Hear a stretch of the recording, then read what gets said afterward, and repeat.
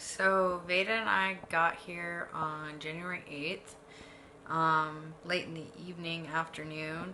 The flight was uneventful, except when we got here, I got lost because they built a new terminal and I went down the wrong one. And then when we got to the hotel, my card decided it didn't want to work, even though there was money on it. So I had to call my husband, which, let's top this off, I lost my voice. So I had to call my husband, hurt my throat practically screaming, and he still couldn't hear me. That was great. My first appointment was Tuesday morning. I got to see Dr. Chang again. He's awesome. I absolutely love him. They did an ultrasound and I have absolutely no cyst on my ovaries, which is really freaky because I've literally never seen my ovaries without at least a couple dozen cysts. Even when I was pregnant, even before I was diagnosed with polycystic ovary syndrome, I had never seen them without cyst. They always had cyst on them. But what this means is that the medication they gave me, the gonapeptyl depot, is working. And I'm sufficiently downregulated and I shouldn't have any hormonal interference during my cycle. The plan is to continue taking Primogen, which is an estradiol medication, to help build the uterine lining because the gonapeptyl depot basically shut my ovaries off completely. My ovaries do not work at all. They are turned off.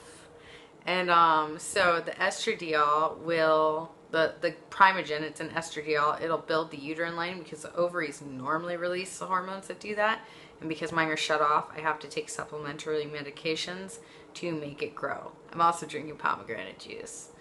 Although I did work myself up into a pretty good panic because Dr. Chang told me that he was worried about my lab work from October because my TSH had been 0.09. For fertility reasons, it needs to be 0.25 to 2.5.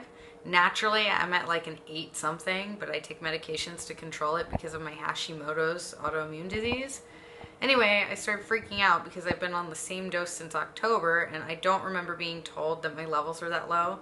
I'm sure I was, but I was kind of emotional and hysterical when my transfer got canceled, so I probably wasn't listening.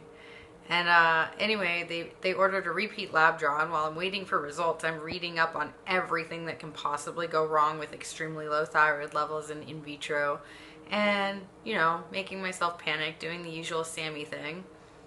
And they send me my lab results, and they're 1.2. And so they were perfectly fine. I was just panicking and freaking out over nothing. The really weird thing about doing a frozen cycle is how much less it is than a fresh cycle. I know that sounds weird because if you haven't gone through it, you don't know how intense it is. But when you do a fresh cycle, you're doing like 3 shots a day, 5, 6 different pills a day. You're just doing stuff all the time. When I was doing my fresh cycle, I had an alarm on my phone for like 7, 8 different times a day that I had to take this med, that med, this shot, that shot. And with a frozen cycle, I'm just sitting here taking a pill once a day right now. And I just don't feel like I'm doing anything. I don't feel like I'm being proactive. I don't feel like I'm making any progress. I do know that they'll bump the Primogen up from once a day to twice a day to 3 up to 4 times a day. And they'll add other medications. But right now, it just feels like I'm doing so little.